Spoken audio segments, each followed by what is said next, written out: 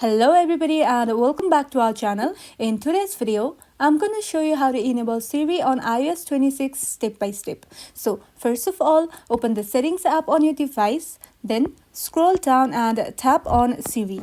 Here, you will see several options to customize Siri. You can start by tapping on language to set Siri's language according to your preference. Then, scroll down and adjust the Siri settings as you like. Now, if you're setting up Siri for the very first time, simply press and hold the side button for a few seconds and Siri will automatically activate itself for setup.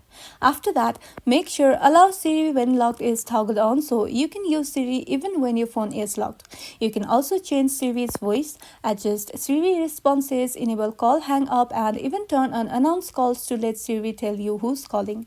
Once everything is set, just say Siri or press the side button and Siri will be ready to help you anytime. And that's all. That's how you can enable and customize Siri on iOS 26 quickly and easily.